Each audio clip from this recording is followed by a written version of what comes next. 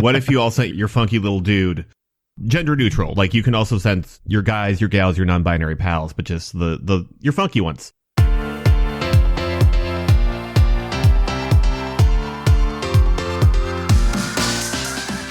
Hello and welcome to the EuroWhat, episode 280, dropping on October 7th, 2025. We are a pair of Americans trying to make sense of the Eurovision Song Contest.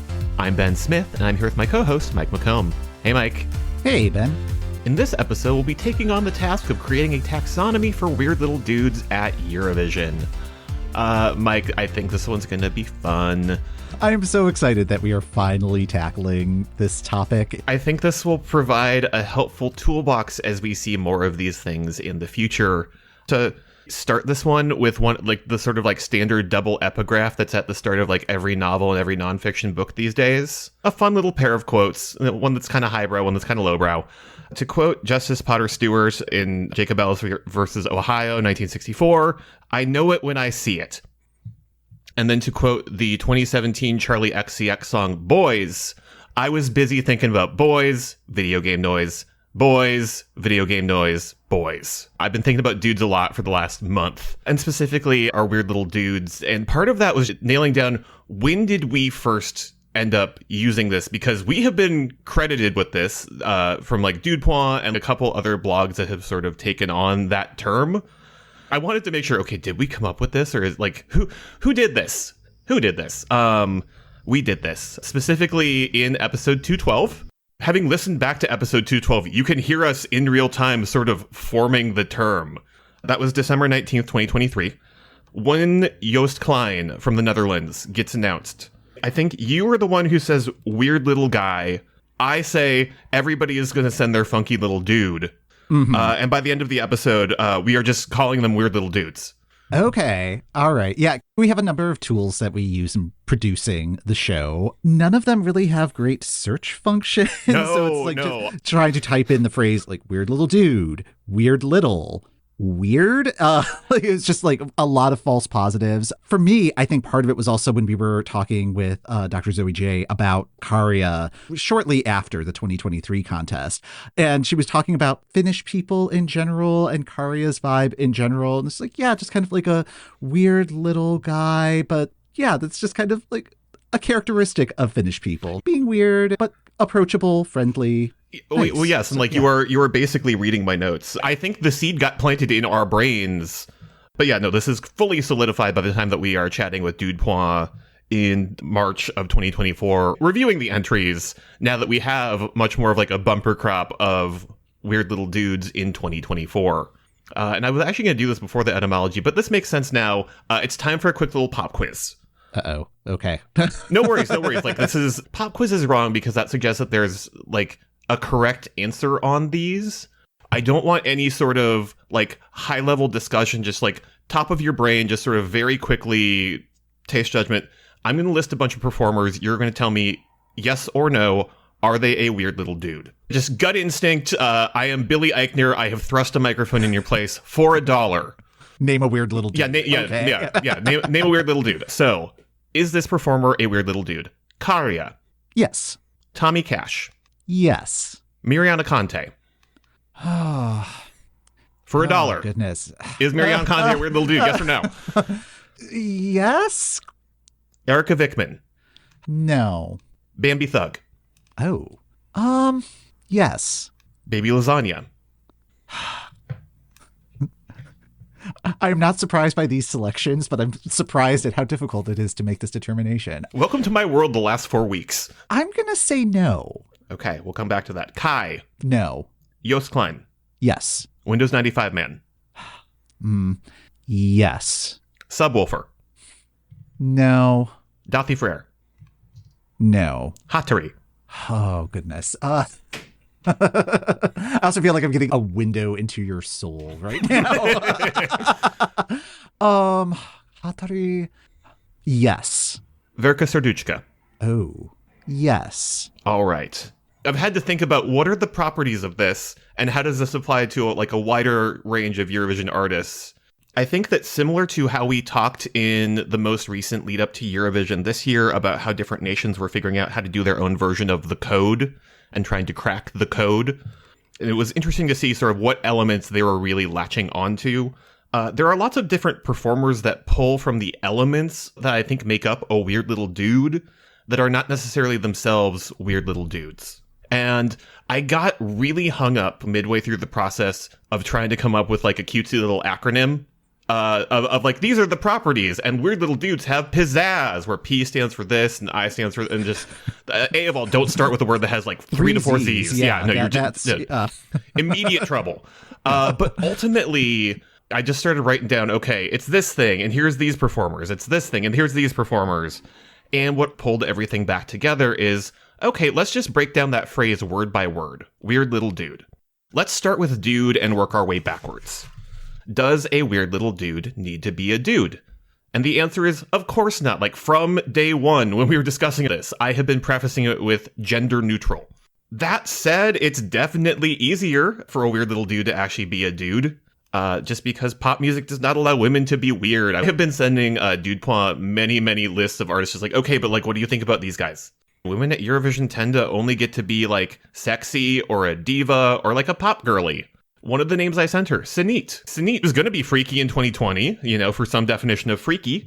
We saw the freaky trip to Rotterdam, but ultimately she's kind of just a rich lady having fun. Look at her 2011 entry.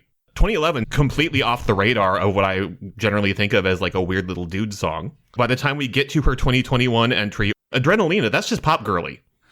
I was putting together a list to do photo polls for the cover art for this episode, and Sanit immediately jumped to mind for me. And it's interesting that you bring up her 2011 entry, because 2011 was the first contest where I was like actively blogging about it. And one of the ways that I kind of described Sanit's vibe at that point was big Jenna Maroney energy, even though the song, like, as you said, it's like, yeah, it's not really doing anything. And it's certainly not, I'd be kind of surprised if it's still part of her catalog or repertoire, rather. Yeah. But I'm just thinking of the way that she was playing around during the rehearsals for 2021, particularly around Will Flo Rida Be There issue, and like her costuming and all of that. It's like, oh, I think I would put Sanit into the weird little dude category. I think there's some adjacency, and like she definitely gives off sort of like kooky aunt vibes. Yes. But I think that Kooky Aunt and Weird Little Dude are still somehow separate. Again, I know it when I see it. These things are similar. Yeah, this is just going to be like a giant Venn diagram with like 85 different circles and only a handful of people in that area where they all intersect. Just like, surprise, this is episode 1 of a 13-part series we are now doing until morale improves. Yeah, the Ken Burns approach to Eurovision. I was thinking purely about the gender of it all, and there is a full doctoral thesis that I think could be written about the place of women at Eurovision. Thinking about someone else where musically I wanted to place them in the same space. Marina Sadi. Marina Sadi is doing really interesting work to me that lies at an intersection of traditional Greek music and like weirder forms of pop like hyperpop. But by the time that she gets onto the Eurovision stage, she's still singing and dancing in a bubble skirt as a pop girly. Like, it's still a very traditional presentation. I really wouldn't consider it the same as like a weird little dude. Erika Vikman is Käärijä adjacent, which we'll get back to because I think that can be super deceiving and like a really easy trap to fall into. And she's collaborated with him on Ruska. But she's also a phenomenal singer and powerhouse. Also, she has a whole entire pre-Eurovision career as a tango singer. Yep. Where that is part of her fame in Finland. It is really not anywhere near like weird little dude space. She's just hanging out with Käärijä, and that's fine. I think it also gets really tricky now that we've had like a couple years of non-binary performers, partially because we're currently in a moment that is being a little bit willfully obtuse about the gender binary. Yep. Like, and I will try to highlight these as we kind of continue through explaining weird little dudes, that they're like the performers that come to mind for me are definitely adjacent. So like Nemo, Montaigne, Bambi Thug, but there are other parts about their presentation that sort of fail the weird little dude test. Let's chat about the middle word, little. This one is a little tricky just because weird little dudes do not actually need to be petite or small in stature. Like Käärijä, very much so. He's a little nugget. But like Joost Klein is 6 feet tall, although that might be a little guy in the Netherlands. They are a very tall people. I have routinely joked that I'm one of the shortest members of my work team when I go over and visit the Netherlands office. And I am almost 6 foot. I think of it as being the same sort of dynamic as like little Alex Horn on Taskmaster, where he's like 6'3", but next to Greg Davies, who's 6'8" and just hulking. Yeah. It's just like, kind of a weird little guy. And like it's more of like that sort of appendage to somebody's name, or just sort of little modifies dude, sort of like the way that I have to routinely remind myself that the Great in Great British Bake Off is not a modifier of the Bake Off. It is a modifier of British because it is a British Bake Off. But also in my notes, and this gets real internet slang heavy real quickly. Have you seen the tweet, I'm just a little guy, I'm just a little birthday boy? Does not sound familiar. Okay, don't worry about it. Okay. It's just like somebody talking about their friend who's like 5'8", who will go up to like 6'2" people trying to start a fight, and then when they buy in, we'll just immediately record like, "Oh, but I'm just a little guy." Oh yeah, like it's the same as like the small bean thing. Yeah, so, but like it's less of like a small bean thing, and thinking about Käärijä, it's sort of the general friend to children everywhere. Godzilla descriptor, like Mothra descriptor. Yeah, like for some reason the image that jumps to my mind are those lizards with like the neck cowl thing. Mm-hmm. And like the purpose of that is to make it look bigger when it's threatened. Mm-hmm. But they're still just a little guy. Yeah, and it's just like, oh, the neck thing, that's really cute. Yeah. Yeah, and again, like little Alex Horn, it's like an inherent sort of like silliness or sweetness at the core that just sort of who they are at the, beyond just as a performer kind of slips into that artistic persona. Like the artistic persona is not just something that they like take off when they go to bed. So like particularly a performance artist, which we have chatted about on this show before, is not a weird little dude. If it's so clearly a persona that they can just sort of take off and do other things. To use a very Finnish example, let's compare Käärijä to Windows 95 Man. Windows 95 Man, aka Teemu Keisteri, has a very specific look when he is doing Windows 95 Man stuff. He has a very specific artistic practice. Windows 95 Man is very separate from his other work as an artist.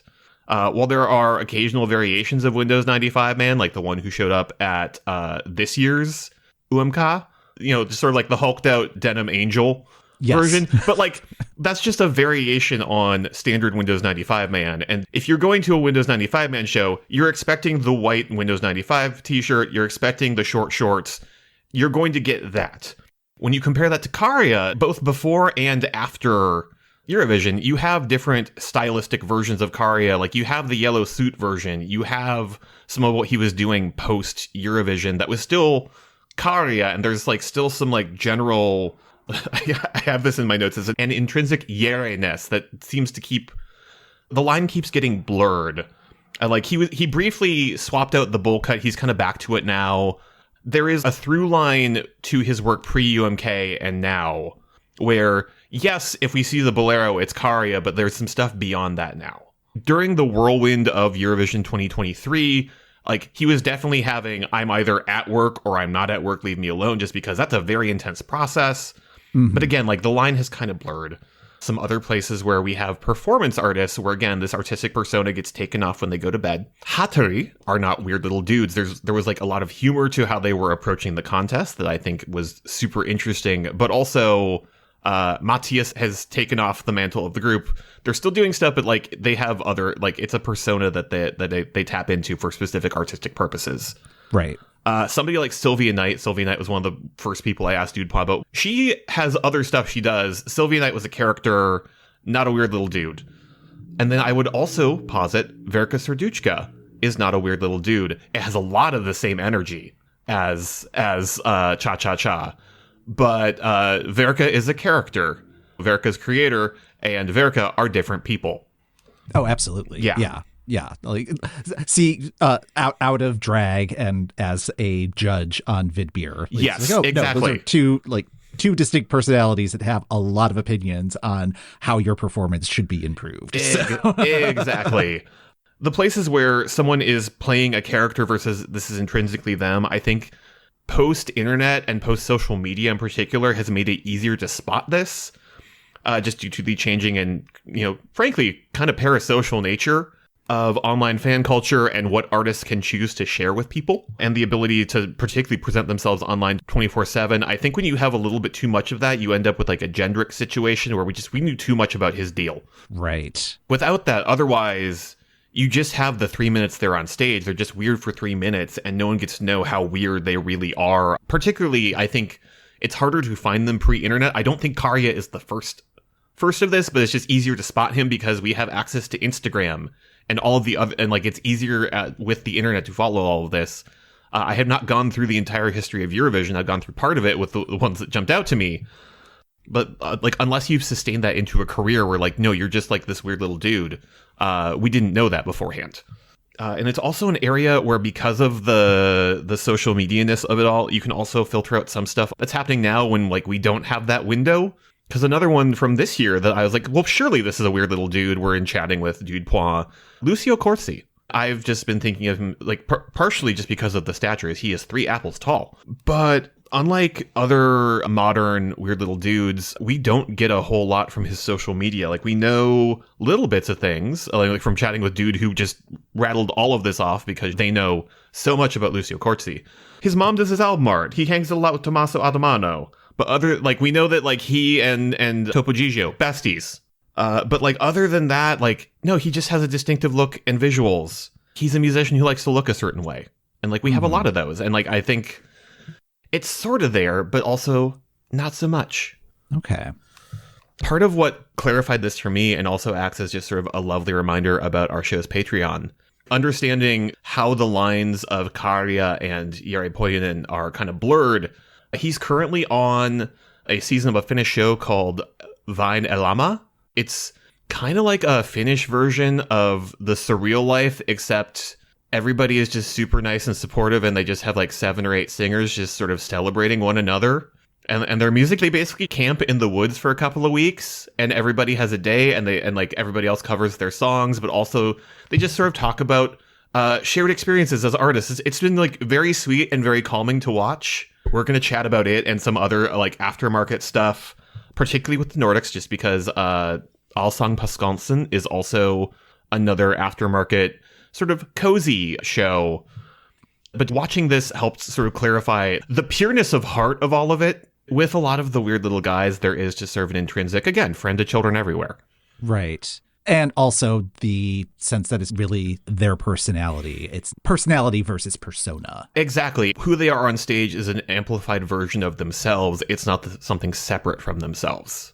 Yeah, like that's what I'm thinking like a little guy is. But also, if you want to hear more about Vain Elämä, please sign up for our Patreon. Thank you to everybody who supports our Patreon. Patreon.com/EuroWhat. We will have this. We have a library of bonus episodes.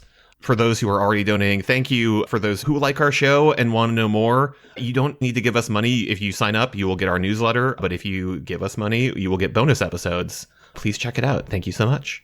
Yes, thank you. We are at the halfway point. We are at the halfway point. I have just blank page. The last part of Weird Little Dude I need to explain is weird. I think that's the trickiest part to figure out.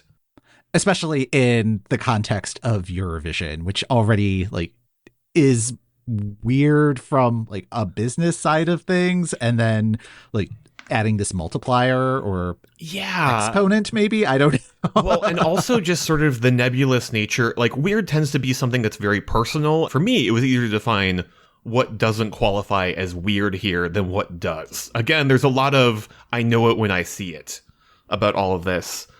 I mentioned this earlier, but the first place you can kind of look is proximity to Käärijä, because like I think a lot of the perceived weird little dudes have gotten some sort of stamp of approval before or during the lead up to their Eurovision, just because he will pop up on their Instagram. I think it's easy to look at direct proximity to Käärijä and assume that there's some level of connection.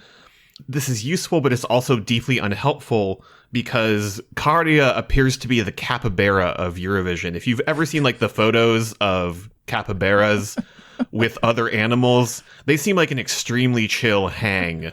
I'm just picturing like the birds that will like sometimes just like perch on them and like I guess help preen them. I don't know. Yeah, no, if somebody wants to draw for me a capybara in the Käärijä bolero, Oh, I cannot believe that does not already exist. I have tried to search. I refuse to use generative images. If you send me a generative image of that, I will block you. You will get no more episodes of our show. I will find the way to block your IP address. But if you want to like doodle that for me and send it to the show, you have my eternal gratitude. The number of collaborations that are like in the works that my brain is aware of is, he seems like an extremely chill hang. Again, friend to children everywhere, friend to artists everywhere. But when I think about the people he's collaborating with, they're not always weird little dudes. Like, he just had a song that got released with Lord of the Lost from his Eurovision cohort, Raveyard. Lord of the Lost are not weird little dudes. I think weird little dudes are singular. You can have one within a band, but like the band itself is not a transitive property. Like the rest of the band does not, by association, be weird little dudes. Somebody needs to be the normie in the group. But also from seeing the lead singer of Lord of the Lost at Eurovision, we know that that's an artistic persona. We have seen the side of him that is also a great and loving father, who's just a normie. Similarly, other people who hang out with Käärijä may have collaborations in the pipeline, like Bojan from Joker Out. They're besties. It has extended to the point that just like they're like, because with Käärijä you also have Käärijä doing all of the things in the background. Like there's like a Bojan Käärijä persona. But again, they're just friends. They just hang out. Alessandra from Norway a couple years ago. They're just friends. They've been through some stuff together and they like hanging out. You have things like the Erika Vikman collaboration. Erika Vikman is not a weird little dude. Alexei Nurmi, who is one of Käärijä's producers, seems to be an indicator that a performer wants to be seen as, or in the conversation as, a weird little dude. Okay. Yeah, because they've collaborated on other Eurovision entries. Like, weren't they involved in Tommy Cash's entry? They were involved in Tommy Cash's entry. Yeah. They were involved in the Baby Lasagna Käärijä collaboration Eurodab. But I think that's the same sort of thing as when you watch the trailer for a movie and it says, from the producers of Get Out. That does not necessarily mean that the horror movie you're being advertised is going to be social satire or deal with race. It just means that they want you to think it is. Right. When we were preparing for this topic, like one of the things that kind of jumped to my mind is like the sort of collaboration farms. I don't really quite know how to describe it, but like the Symphonics Collective, which was doing a lot of work in like the mid-teens, particularly for Bulgaria and the former Yugoslav republics, or like the Swedish brain trusts of like the Debs, or like Thomas Gieson and his cadre of collaborators, and that you know what sort of product you're going to get with them. Like the Dream Team, that's another really good example, where it's like, oh, you're going to get like Philip Kirkorov involved probably somehow, and some green screen magic. Yep. Well, and again, it's more an indicator of, oh, you're aiming for a specific type of Eurovision song than anything else. And I'm so glad you mentioned the Debs, because I spent some time with Eurodab and was trying to figure out, okay, why does this feel different from the other ones? It does have Alexei Nurmi on it, but also in the songwriting process, the Debs. Oh, really? Yeah. Okay. That one is a collaboration that happened because the producers went to Baby Lasagna and Käärijä and were like, hi, we would like to have you as an interval act. And they're like, well, as long as we're doing both of our songs, let's write something together. Käärijä had this in the pipeline, and let's send this over to get Baby Lasagna on a verse. It's not necessarily that you're next to Käärijä, because again, Käärijä likes to hang out with everybody. He seems very nice. Yeah. I think the other area where it's easy to get overly reductive in what's a weird little dude is the bolero of it all, of, oh, just like anybody with like a mildly silly song or a goofy outfit. A lot of these are just professional musicians who know how to sell the bit. It's not just a weird outfit or a weird staging, to paraphrase one of the lines from the SNL Wells for Boys sketch. I mean, it is like that, but that's just part of it. The outfit can't be doing the heavy lifting on the song. And I think we've had a lot of places where the outfit is doing heavy lifting to push things into weird territory, even though the artist themselves is not necessarily a weird little dude. Some recent examples, Marko Bosniak from Croatia this year. I think they figured out the right mix of stuff to really sell Poison Cake. But professional musician selling the song. Yeah. Sylvester Belt. Like slightly heightened outfit, very clear sense of pop style. Not necessarily a weird little dude. Like his degree is basically in pop music and he's very good at his job. Similarly, just like large goofy set pieces in your Eurovision performance, like the Pasajuna and like Käärijä breaking out of the crate. It's not just about that. They support the song. They elevate the song. They are not the entire point of the song. Right. It's the parsley, and the parsley is not the entree. Exactly. We've had some entries in recent years where delegations have sent a lot of parsley on the plate. The ones I have listed here, Emmy from this year. Like, you can't just put everybody in silver lame and call it done. Vibe. I liked Vibe. I liked their energy, but they're comedy professionals. They have like a very 90s, 2000s aesthetic to them right now. So there's like a lot of silver lame, a lot of shiny fabrics. Right. And then also Luna from a couple years ago, who I think really got hampered down. Interesting song, not a weird little dude, tried to do way too many things with that performance. A lot of parsley on the plate. It's not just heightened visuals. The heightened visuals are there to support the song. And similarly, it's not just a goofy, jokey song. It's not a joke entry. Because when you look at the stuff that I consider in this area, like I would say, like I'm thinking Cha Cha Cha, I'm thinking Europapa, even Kant. The core meaning of the song is more than just sort of the goofiness. Is Cha Cha Cha is also about stepping out of your shell.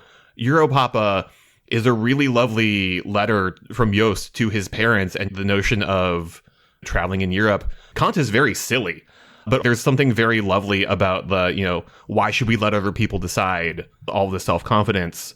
There's actual meaning and actual heart underneath the very goofy candy shell. When you just have goofy outfit, goofy song, then you just get a subwoofer situation. Yes. Yeah. And that was kind of where why I didn't really think of them as weird little dudes, because it really felt like marketing was heavily involved. And like, even though like it was a fun entry and they were doing really good job with like the improv of it, it also sounded like it was kind of a miserable experience because they weren't really allowed to leave their hotel room for fear of being discovered. It was weird, but not in like a fun, like, oh, this person's weird sort of way. It's like, oh, no, this is just like a really uncomfortable situation, and maybe did not fully think things through. Norway also just seems to like really love to hammer on goofy outfit, goofy song, because I'm just thinking of the My Robot song. Oh, God, that guy. Just sort of, I like your description of it as just sort of aggressive marketing, but no, just thinking of just sort of like goofy outfit, goofy song, and just sort of assuming that will sell the bit to the final. And the examples I have, only one of them made the final this year. Vibe, goofy outfit, goofy song, but again, they're humor professionals. I kept comparing them to The Lonely Island until we had Kai show up. Where just like, no, this is, they know what they're doing. Gojo, I think, sort of faltered because of that. We're trying to like heighten the kind of goofy song with like onstage magic. Yeah, that is one entry that I am like 5 years from now, I kind of want to go back and be like, yeah, what was going on? Yeah, what there? were we doing there? Like, yeah. And again, Emmy, the tonal mismatch of that song was just like, okay, but like Laika is dead. This is a dog that we sent to space. And I know that we're trying to make this like a fun entry, but also I keep thinking about that Wikipedia page, and it's real depressing. Yeah. It's just like there's just not fully reading the room or fully thinking things through again. So. Yeah, and like again, I think of like a weird little dude entry as a party song that's secretly a Trojan horse for other stuff. Because like I think of it as being up tempo and like always up tempo. Like I can't picture a weird little dude ballad at Eurovision. Käärijä has had some songs like Autioma post Eurovision that sort of push what he is doing to slightly darker or more serious places. But I think within the Eurovision stage is because it's something very visual that gets latched onto by the general public that tends to be up tempo. Yeah. Just like focus on party or fun rather than getting too deep. Again, there can be some depth there, but we're still in like the middle of the pool, not the deep end. Right. Yeah, like I think of the Lady Gaga song, Just Dance. That is an incredibly sad song. Yes, like if you really think of the lyrics and the story that's being told. There was that public school in New York that was like doing covers of pop songs around that time from like 2010 to 2012, somewhere around there. And that was one of the songs that they covered. And it's like, oh, wow. Like, should a bunch of 9-year-olds be singing I've had a little bit too much? Yeah. It's like, I can't find my keys or my phone. Like, what happened last night? And it's just like, oh, okay. So see also the Kids Bob oeuvre. Oh, yeah. I just took a DNA test. Turns out I'm 100% that friend. One other thing I think of as being like a weird little dude song is trying to pull in strands of genres we don't think of as pop and mixing that in. Because, like, Cha-Cha-Cha is very good at mixing in elements of rap and metal into pop music. Europapa is bringing in gabber, and, like, it tends to be, like, some kind of dance genre that's underrepresented or something that pulls in the rap or metal crowd. As you look into more of the discographies of these artists when they do have a chance to build that out, it's also easier to delineate this Eurovision song is just the sort of song this artist writes, because again, Cha-Cha-Cha feels very in line with a lot of what Käärijä does, versus this is this artist writing a quote-unquote Eurovision song. Rim Tim Taggy Dim. Again, pulling in kind of like the rock element, having kind of goofier costuming and sort of what's going on with the cats in the background, but also, surprise, it's secretly about like the migration crisis in Europe, and what does this mean? Yep. Cha-Cha-Cha, Europapa, Kant versus stuff like, I would say even like Nemo's The Code is much more serious. Like, it's not really a party song.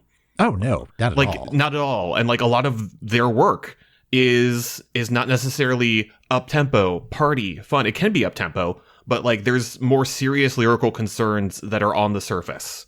Similarly, Barabada Bastu. That's just a fun song. They're, again, Kai are comedy professionals who know how to sell the bit. We have seen this in their work. If you look at all of their other stuff, that's the place they write from. I mean, that entry in particular, like, that's musical theater. That, yeah, rather than it being like strictly pop. Exactly. And when and like the other one that I think we kind of lumped in with the goofy guys, 5 Minuten and Pulup. That's just a couple of Estonian rappers having fun, and Pulup are deep musicology nerds. Yep. They're actually on tour in the U.S., like, as we record this. Like, they started in Minneapolis and were in Chicago, I think, last week. And I thought about going to their show. I feel like I do not know enough music theory to actually attend their show and fully appreciate what they are going to do. So that's like one of the other areas where of like, how do you separate out the seasoned performer knowing how to sell the bit of a funny song? Mons Zelmerlo, you know, that sort of thing, you know, is like Mons Zelmerlo, professional, love, peace, nails it. Not a weird little dude. No, not at all. Not at all. The sticky point here is that with all of the things I've described about a weird little dude, is I feel like they all still apply to Tommy Cash, even though I don't think Tommy Cash is a weird little dude. I think that he is the Viceroy butterfly to Käärijä's Monarch butterfly. So like a lot of the same markings, but not the same thing. Okay. Part of this is, again, being familiar with Tommy Cash's discography from before Eurovision, and like just sort of the dichotomy we saw this season of just like, oh man, Estonia is called Tommy Cash, because Tommy Cash, he's sort of performance artist adjacent. It's less pureness of heart and more just like straight up trolling in his previous work. I think he's closer to Joost Klein because a lot of Joost's work is also trying to be provocative. That one Onion headline about Marilyn Manson going door to door to try and shock people. Like, that's very much the same space that Tommy Cash is in, more so than Käärijä. Käärijä is silly, but there's like a sweetness behind it. During the run-up to Eurovision, he's in the suit with the long tie, but also he's hanging out with Italian nonas and just like trying to be like a nice young man who's just sort of like hanging out with them and like mi amore, espresso, macchiato. He's not being the controversial Estonian rapper who has like fashion house brand deals. Right. And is trying to be like a provocateur. Like, he understands the elements of why this is doing well and is trying to further his career by also doing that. Not to preemptively wrap this up, but are you making the argument that perhaps Käärijä is the only weird little dude that has actually satisfied the definition of weird little dude that we're trying to establish? I don't think so. I don't think that the rubric needs to be strictly applied, because again, I think there are pieces of this that Joost doesn't satisfy, is that he's a little bit trollier than like the pureness of heart test. Okay. Mariana Conte isn't really pulling in any sort of additional genres. Like, R&B and pop go together like peanut butter and chocolate. Right. But there's an essential like goofiness to her that female performers often don't get to do. And like, she was so consistent in bringing herself to all that. I'm just thinking of all of the interviews she had to do about her song with the the BBC, where like, no, she's on. She knows, she knows exactly how to answer, where I don't think she necessarily hits all the like that's why I'm just like, it's sort of, you know it when you see it. Yeah. Because like I'm also like just trying to think back like further, because it feels like, I mean, well, part of it is our use of weird little dude as a descriptor didn't happen until 2023. Trying to go farther back and thinking it's like, well, what other artists could potentially fall into that category. I'm thinking like Conan Osiris from 2019 for Portugal, but I feel like that was like, as you were saying, you don't have the transitive property. I think it was more the dancer that was kind of contributing to the weird little dudeness of it. And I mean, there was the like telenovela death at the end of the performance. It's like, all right, you're kind of there. But also like Netta, like where would she fall? Yeah, in this description, she very much brings herself to everything, to the point that we have memed her getting the whatever location wrong. Right. But I'm also thinking of her Rising Star audition. There was this sort of sense of you're not necessarily the typical contestant that would be on that show, or like really a sense of, are you sure you belong here? And then as soon as the loop starts happening, it's like, oh, okay, there's like artistry that's happening here. But I don't see it as like performance artist as you were describing earlier with Windows 95 Man. It's like, no, that really is just like her personality. And there's a goofiness and sweetness to it. No, I think Netta, just based on what we've been discussing, fits the guidelines. I think Netta, we can, I would call, based on sort of how we've been discussing this, I would qualify Netta as a weird little dude. Okay. And just congratulations. Yes, congratulations. And also, great segue, because thinking historically. Oh, okay. Sorry. No, like I'm like, no, this is great intro to what I'm about to do.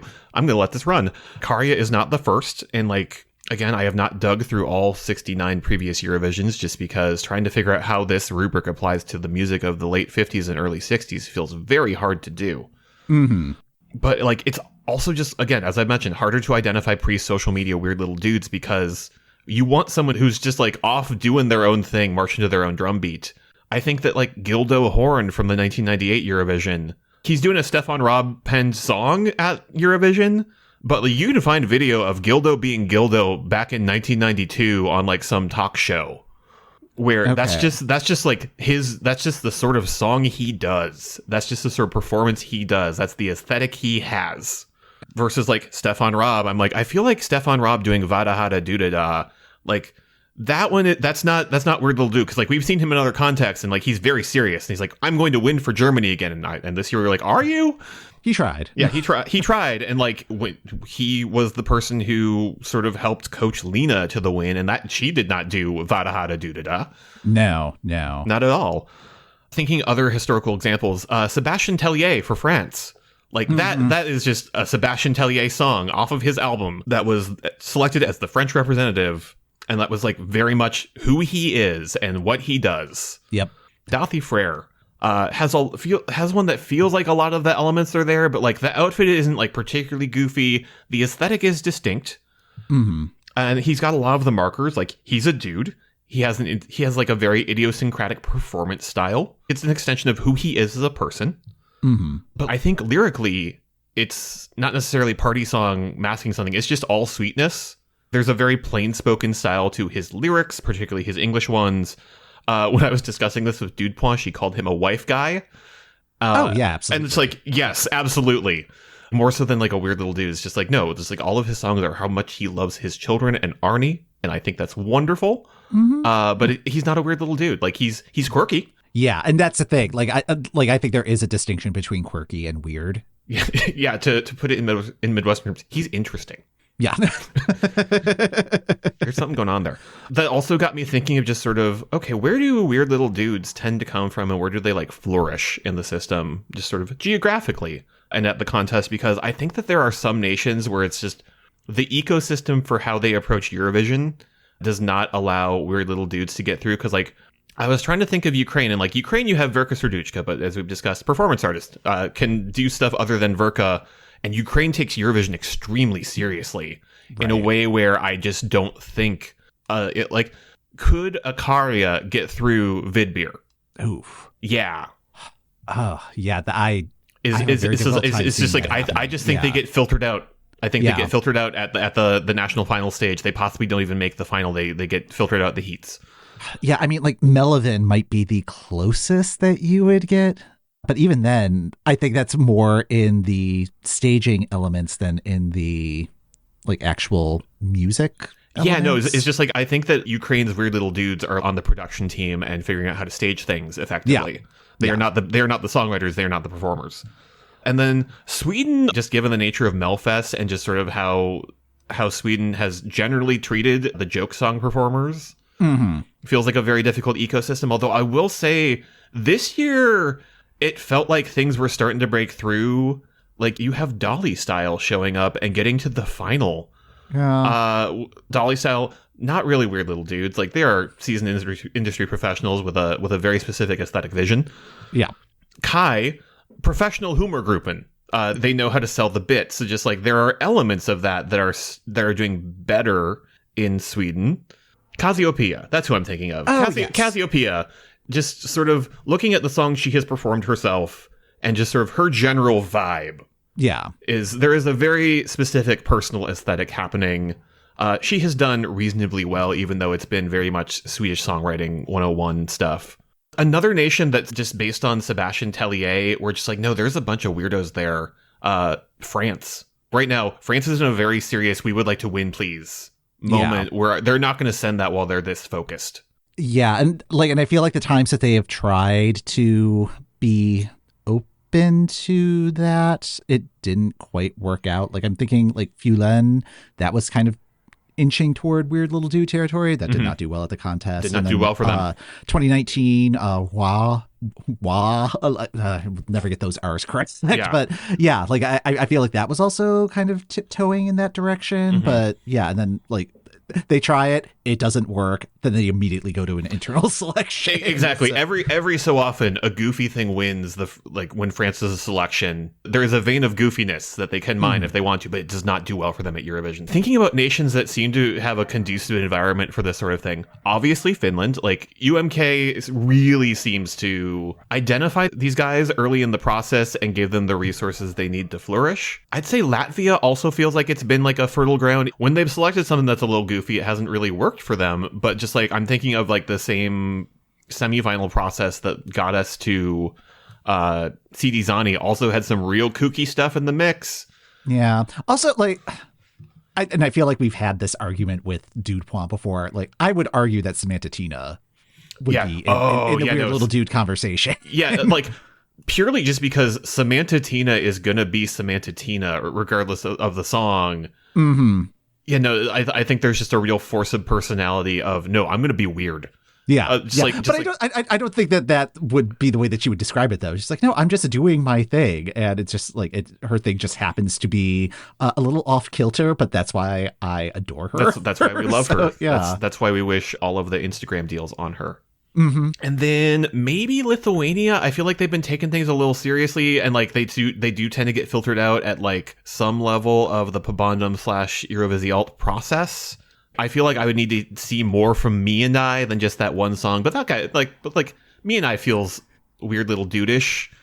I fully believe that Gabrielius Vagelis has the power to be a weird little dude, even though he's very serious about his craft. Just like the aesthetic choices being made.